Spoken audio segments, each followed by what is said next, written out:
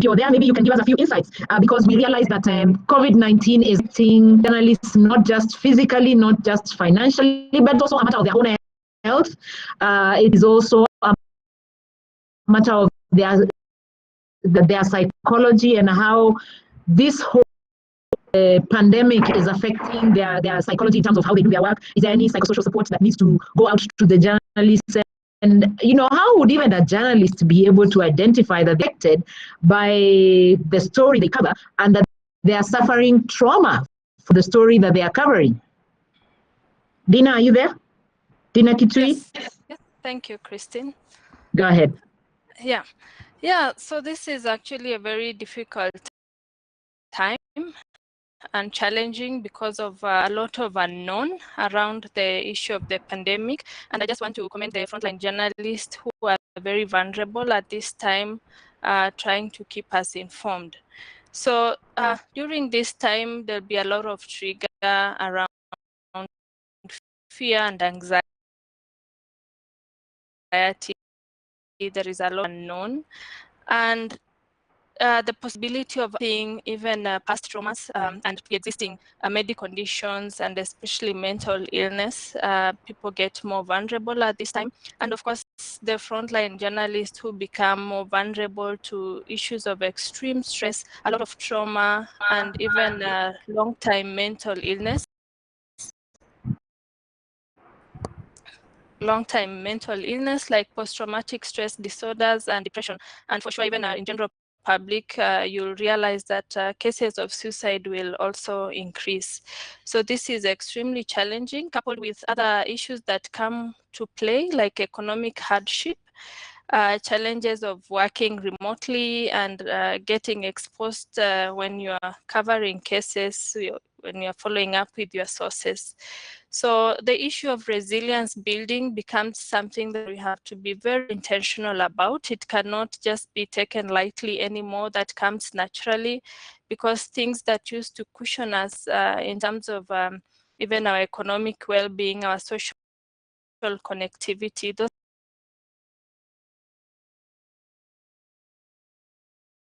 things that have now been taken away from us. So we have to be very intentional on how we build resilience. And for this reason, employers have to handy in terms of building solidarity and cushioning journalists during this hard time in terms of the mental well-being. Having cases of debriefing after doing a coverage so that you are able to deal with the emotions that you've experienced when you're doing such coverage. Social connection in terms of, social media playing a role so that you're not alone. And of course, when I listen to Kevin Ogutu, issues of stigma, knowing that now it does not just affect you as an individual journalist, but also your family. So how do you bring your family together and prepare them that as a journalist now I have to look out for my family, that what the public is going to actually affect me, I have to protect my family against that. So some of the signs that some of the signs we have to look at during this time, there are various signs. The emotional signs, you'll realize people get very agitated, frustrated.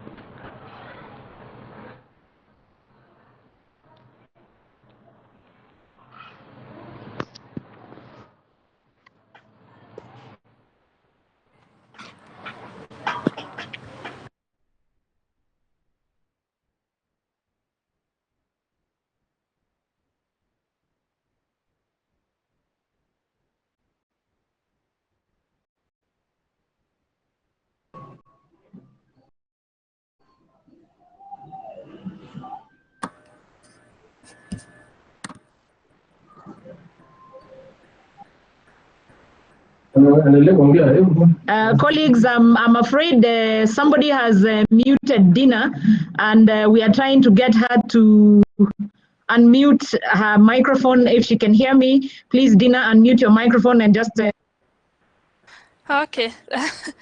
Yeah, so the technological challenges like people unmuting and taking control of the mic. Also, the challenges of working remotely and being able to have this kind of meetings. And so I was just mentioning that we have to be extremely intentional in building resilience, working together with government and providing the support. This is not the time to actually face, kind of harassment from security agencies because the environment is tense as it is.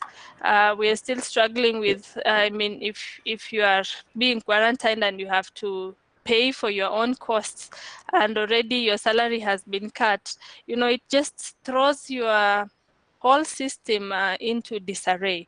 So we have to be there for each other and we have to be intentional in going out to seek the support that we need, whether it is through family members, whether employers can provide ways that we can find, forums that we can engage to support and share experiences.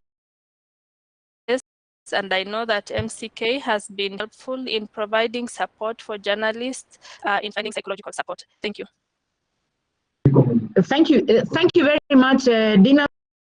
Sorry that somebody muted you in the midstream of your presentation, but I think we have most of the points that you brought out.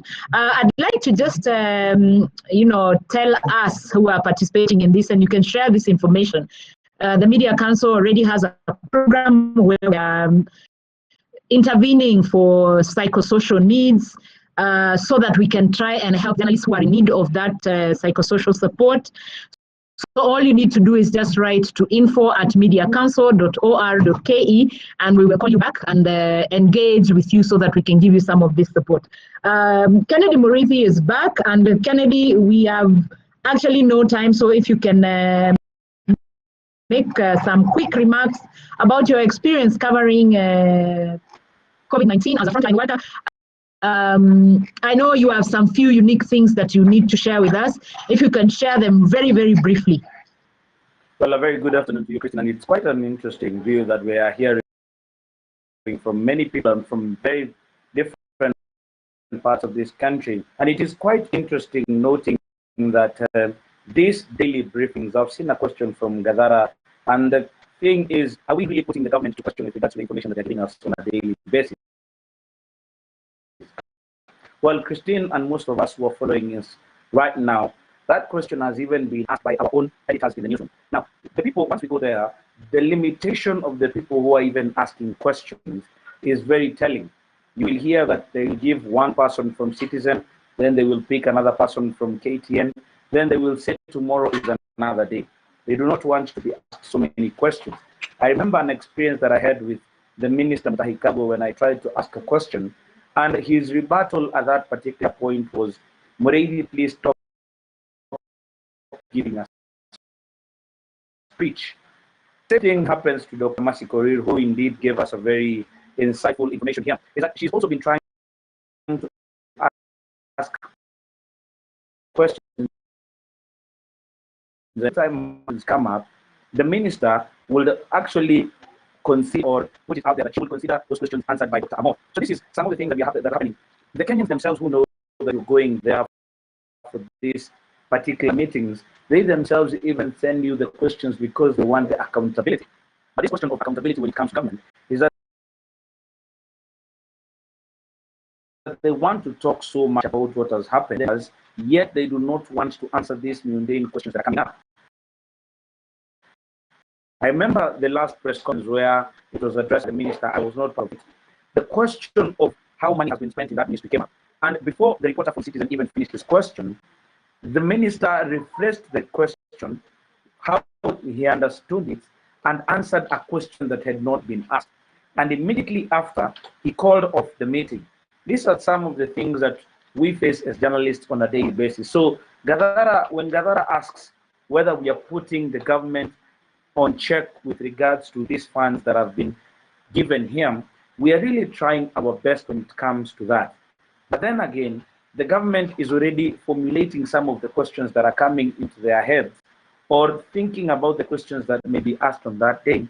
Then they go ahead, answer these questions, and go away. So it is something that we are facing as journalists who are on the front line when it comes to this particular matter. I have also remembered a certain time when there was some mystery that was shrouding even these people who were put in quarantine. And we'd even asked the government as Nation Media Group, because we have been equipped with the PPE and all that, with regards to us even going either into the quarantine centers or even one of those wards where those had been affected were.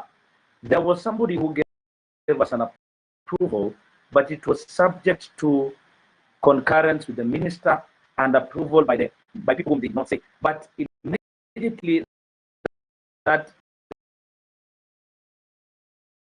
request I went for that meeting the next day, I was pulled aside and told that our request could not be accepted. So these are some of the challenges that we're coming into. This might come out as something that that might be pampering the Media Council of Kenya. But just last week, I was called by somebody from the Media Council as the chairperson. Please come for a check so that you can facilitate some of the journalists who are in your they can either go, those people who are in Mashinani, some of them who are in Nairobi, and I do not know the amount of money. Probably when I come for the check, I know, but it is the efforts that are being put forward to see how we can help the journalists who want to tell these stories.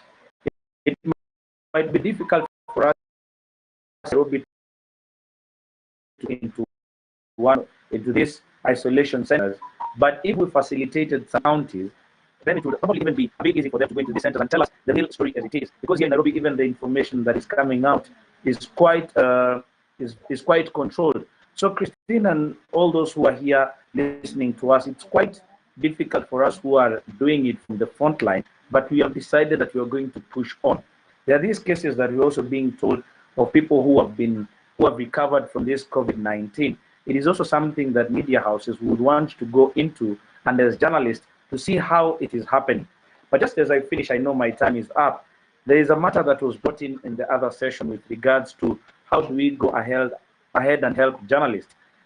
Just the same way that I was called to be told that there's some facilitation money for journalists, I would also want to propose that probably as the MCK or even the development partners who are here, these are difficult times for the media practitioners, journalists as a whole. How do we set up probably a fund that journalists could access so that they can go on with this matter of probably the matter of freelance journalists. Some of these people who are being let off from work is not because they have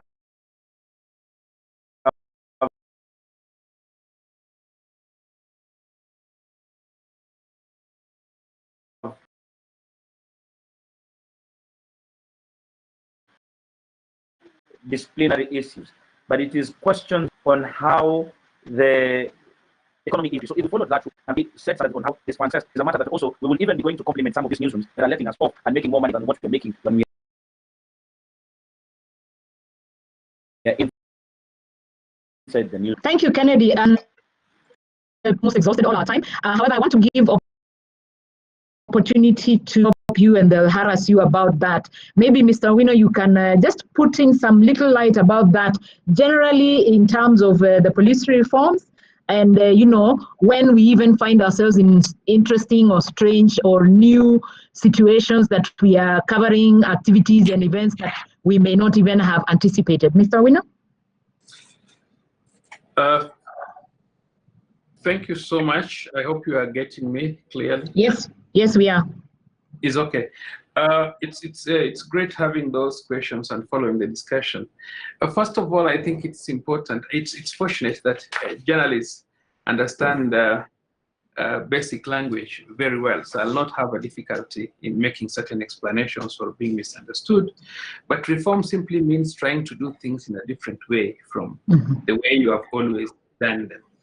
And I know following the promulgation of the Constitution 2010, a number of regulations came in place, and one of the major reform agendas is that we managed to have the Police Service Commission, which now became our employer, contrary to the Public Service Commission that carries almost every civil servant. And it was meant particularly to understudy the police and look at the ways police officers are doing things and try to manage it in a manner that it will be better for the use of the general public. And apart from the Police Service Commission, we also came up with institutions like IPOA, the Independent Civilian Oversight Authority, that many a times all complaints came to the police, meaning that the police investigated themselves when complaints were raised. And sometimes we realized that sometimes when we exonerate police officers from wrongdoing, then persons would ask, how can police investigate themselves? And therefore, we requested to have a civilian oversight, which we currently have, and they have done quite a good job. What I can say is that reform is not instant coffee that you would get immediately when it is proclaimed that there are reforms. It's a process, and a lot has been done, and there's a lot of opportunity to seal this process. What we need is that we need support from all stakeholders in managing some of these issues. And the most important thing is managing complaints. We would request each and every stakeholder, because I've always repeatedly said that one, police is the tool of the executive. It depends on how the executive uses this tool. When you have a djembe, you can resort to use that djembe to dig your farm and get your produce. You can also use that djembe to harm an individual and kill a person. So most importantly is how do you make best use of your tool. And on top of it, as a service, most of the times, we are many, as I put it before. You'll find, given that we are many, a few of us may make mistakes. And when they make mistakes, it's important that all of us join hands and question. It is important because media fraternity has a platform to raise issues, to highlight issues. We have seen many issues which have been highlighted, enabling us to take actions, because the police boss cannot be everywhere. You don't expect the Inspector General to be everywhere. But when some of these things, if somebody tries maybe to sit on a complaint, and the media has a platform, and you support us and you raise these complaints, we'll definitely take action against these individual officers. And these individual officers, as much as when they are able to establish that we are taking action against errant police officers, then I think that is going to discourage others that may have similar characteristics.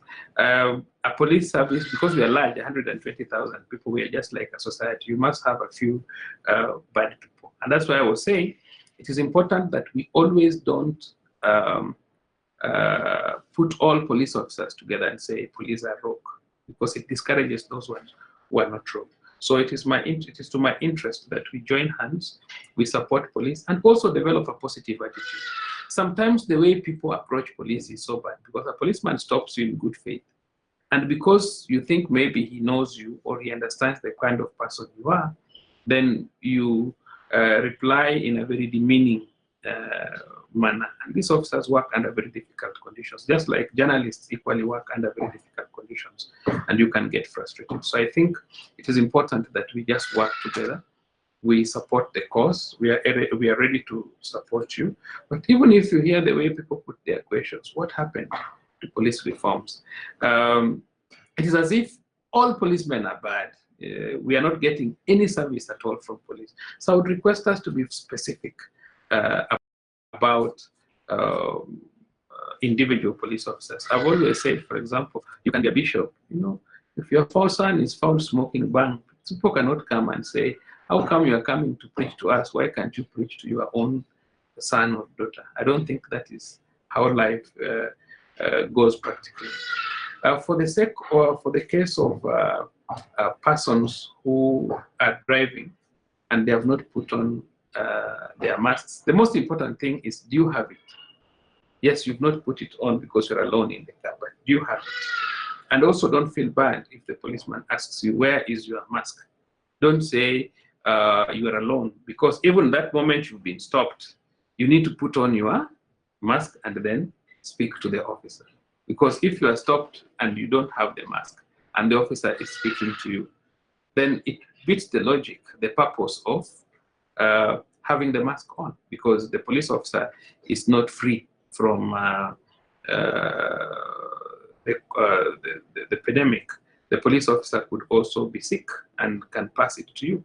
So you are driving, yes. You have been stopped, yes. You are alone, yes. The policeman has the right to ask you, where is your mask, if you've not put it on? Because once you are stopped, put it on, talk to the policeman. And if he asks you, why were you not putting it on? Then that is common sense. Go to tell him, surely, I'll put it on when I've met you, but I would not put it on because I didn't have anybody in the next, sitting next to me that requires me to put on this mask. So I think it's a matter of common sense. It's a matter of understanding one another. It's a matter of embracing one another. And I know it's hard. Sometimes those police officers also have their own frustrations, but that does not mean they should do the wrong thing, because they are trained to face some of these challenges. Otherwise, thank you so much, Christine. I believe there will be very many questions for police, because I know there are many people, even me, I get offended with police officers sometimes.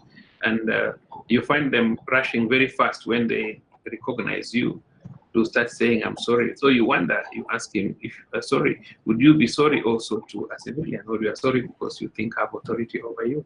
So it's something that is logical. We accept our mistake, but please let us not lump all police officers together. Thank you very much, Mr. Owino. It was really a great pleasure to have you on here.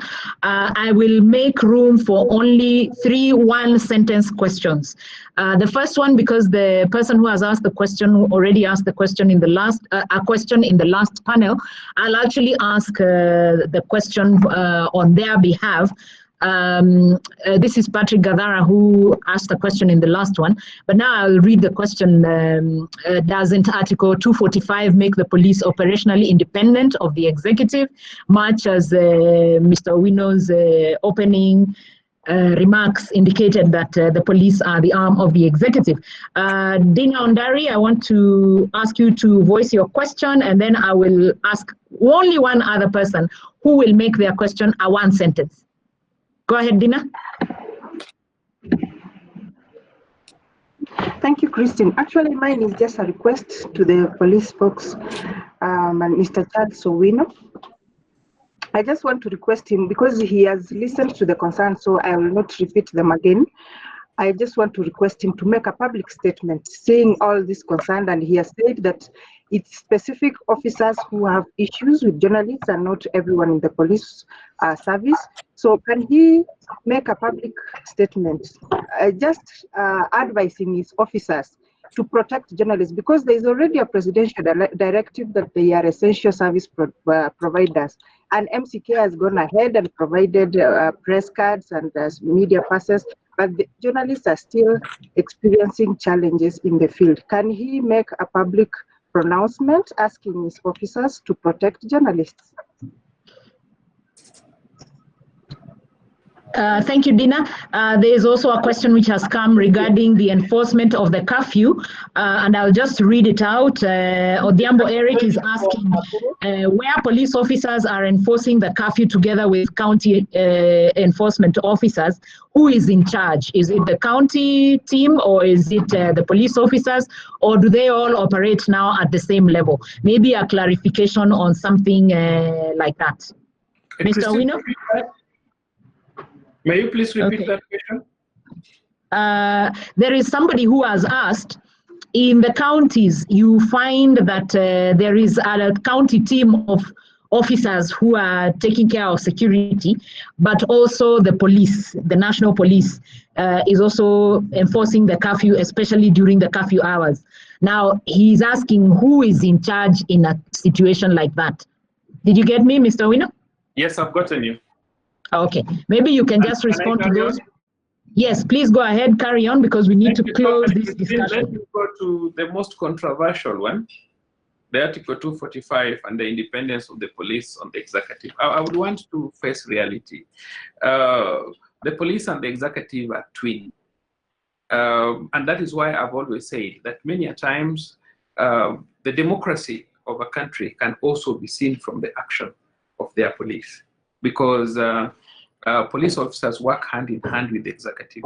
There's no way the executive can operate without the police, because all laws and regulations, because we have those laws that Parliament makes laws, and then the President assents to them. And then we form laws and we form regulations even at the county levels. And the person who enforces these laws and regulations is the police.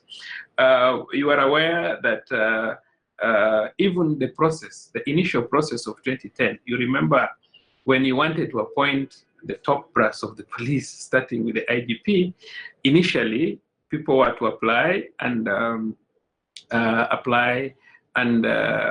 the commission to appoint from the applications. But you've seen it has changed. It's no longer that way. What happens now, the executive appoints, and then the executive sends the name for vetting in Parliament and other institutions. And the reason behind this is because it is important for the executive to choose on the person whom he wants to manage the affairs of his government, because that is why we refer a government, the government of President Jomo Kenyatta, the government of President Moi, the government of President Kibaki, the government of President Uhuru Kenyatta. And therefore, the person who manages affairs of your government, because the head of government takes responsibility for all actions. So the person who manages your government, that is why you say the government of so-and-so is democratic, the government of so-and-so is autocratic. It's because of the executive. And therefore, I can tell you from where I sit that that independence that we are talking about is an independence that has its limits. Let nobody lie to you and tell you that you would go and start doing things that are not authenticized by the executive. But where the executive has not given you authority to take anything, if you make a mistake and you do it, you'll see action of the government. You'll be sacked the following day if you do things that are contrary to what the executive wants. But it does not mean the executive will ask you to go and beat a journalist. You are, as an officer, if you go attacking a journalist, action will be taken and you'll be sacked. And that is the true position. And that's why we are saying, let us properly make use of our internal affairs or our oversight bodies to ensure that erratic police officers are dealt with. What I'm waiting for is to point specific concerns that this officer did this and we have complained and you have not taken action. We'll be able to take responsibility for that. The issue of making a public pronouncement on protection of journalists, it is important to understand that it is the duty of police officers to protect all persons and their properties in this country, including the trees. That is why we enforce even regulations concerning forestry. So we are supposed to protect everyone. The pronouncement is definite that we are supposed to protect every journalist. But what I would say is the fact that you are an essential service does not make it that you can just walk from Nairobi and go to Machakos, or walk from Nairobi and go to Mombasa to visit your grandmother because you are an essential service. Our question would be, why are you moving from Nairobi to Mombasa? Don't we have other persons who can do that one? If it comes out clearly, because even me, I'm not just allowed today to wake up from, because I'm an essential service, I know all police officers, they know me, I'm their boss, that I would just drive my car and go to Mombasa and say I'm the police spokesperson. No, I'm also capable of transmitting the disease. So what we are saying is, for cases where it is necessary, then it is important for you to seek guidance on where it is necessary through your head office, so that you get an opportunity to be allowed to travel to some of these places. Or you go visiting a friend in Kiambu and you want to come back to very late at night, and then you say, I'm a journalist, I'm an essential service, and truly you have not come from doing any duty. I don't think that is right, because those are some of the things that bring conflicts. You have seen us arresting police officers, arresting military officers who are contravening regulations of curfew. So it is important that at least we try our level best to be within the law. The last question, I don't know why. Yeah, it was about the counties. County inspectorate enforce laws and regulations of the county government, and they work hand in hand with police. The only difference is that if they detect an offense, then they will have to involve police. They don't detain people. It will now be upon them to hand over those culprits to the police for purposes of processing them for court. But there's nothing wrong with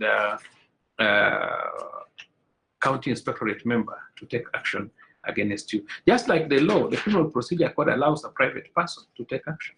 For example, if today there's a particular house where people are partying in your estate, you can agree as members of the estate, go and close that gate and call the police, and the police will arrest them. Or if you have capacity to nab them, you can arrest them and hand them over to police. So when it comes to violation of the law, every individual has a right to protect the law. And therefore, county inspectorate members, as long as they're acting within the law. But if they're not acting within the law, they are also contravening the law, then it is not admissible. Thank you. Christine? Thank you very much, Mr. Owino.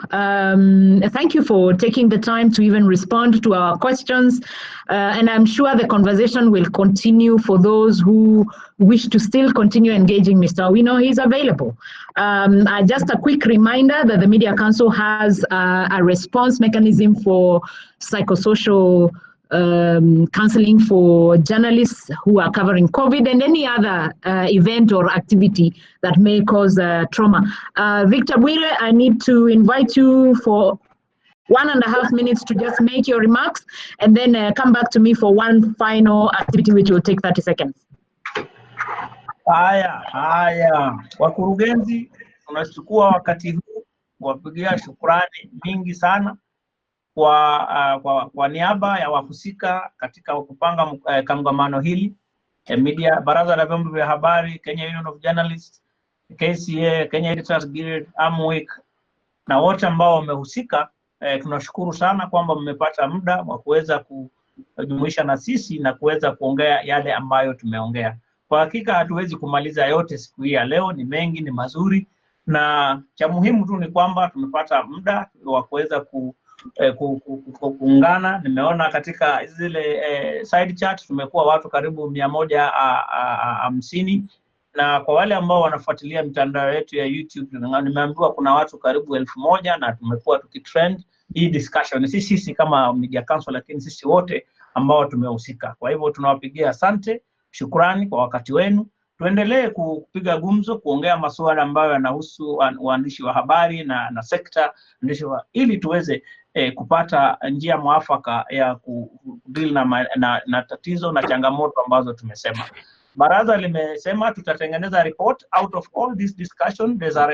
All the discussions were recorded, the 3 and something hours. Peer, your comments have been recorded. A report will be done and we'll share with all of you colleagues for the better of the country. As we said, it's not just COVID. We have post-COVID. I mean, we like it, we don't like it. BBI is coming, an election is coming, and we must manage all these things. So in addition to the challenges that we are mentioning, we still call upon media to remain professional, media journalism without fear or favor, so that we do our public service good and give Kenyans an opportunity to interrogate the many things that are happening. We have looked at the issues of accessibility, we have looked at this issue of safety and protection of journalists, access to information, public interest reporting not just COVID, but the public health issues that are facing the country and other matters. More importantly, you must remain safe as journalists. Save yourself, save your family, your colleagues, and so that we will continue reading stories from you. So on behalf of from our desk, we appreciate so much. Keep talking. We are available. If you wanted to ask anything related to any other things that are happening in the industry or media, feel free to call any of our colleagues at KCA, KUJ, Editors Guild, AMWIC, Media Council or any other, and we are happy to engage and support. Support is not just financial only. Sometimes just this discussion and hearing what other colleagues are doing elsewhere, the challenges, how they are managing things is also part of the solving. As we said, IREX and Media Council, through the support of GIZ, we have trauma counseling services. Feel free to call in anytime, then we can arrange. Thank you. Back to Christian. Thank you very much, Victor. Ladies and gentlemen, colleagues, friends, stakeholders, this has been a really good discussion. I think we have shared quite a lot of some of the issues that we have as we go ahead and cover this this activity. I have sent you a feedback link. It is log into menti.com. And the code is 33743. The code is 33743. And the login is menti, like MENTI.com. I've actually sent it on the messaging. Then you can just give us a quick feedback on the discussion that we have had. Thank you very much for your time. We look forward to having one such other at a time when we will congregate together. From the Media Council, I wish to thank you all. Thank you very much, Mr. Owino, and all the other panelists that we have had since morning. Have yourselves a good afternoon. Remember to wash your hands and to put on your mask anytime you are talking to an individual who is not yourself. Thank you very much, people, and be safe. Asante sana. Na tumesema Media Council is, and the colleagues are organizing a safety and protection training online. So next week with the UNESCO, KUJ, and others, we are putting together an online course on safety and protection for journalists. So we'll give details, but likely next week on Wednesday or Thursday. So we'll let you know when the course is fine. Thank you very much. Na hii matangazo na nimeshafunga mkutano. Tutakulipisha advertising. Atuma salamu za Ramirami. Bye everyone. Watume salamu, pate wadue watume salamu.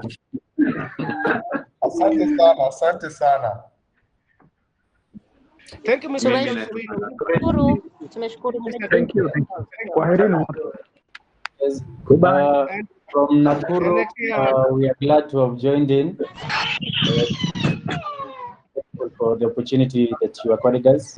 We hope to continue working with the relevant media stakeholders in upholding media freedom and pushing for accountability and also for better working conditions for all journalists living in our country. Thank you. Also, we are grateful from Machakos County.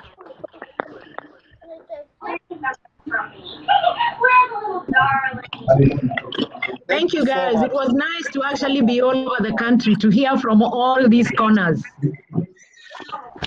Thank you, Christian. Thanks, Christian from Voi. Thank you, Mamodo from Voi. I see you. I also saw a few people. Thank you. Christian Nyangwe,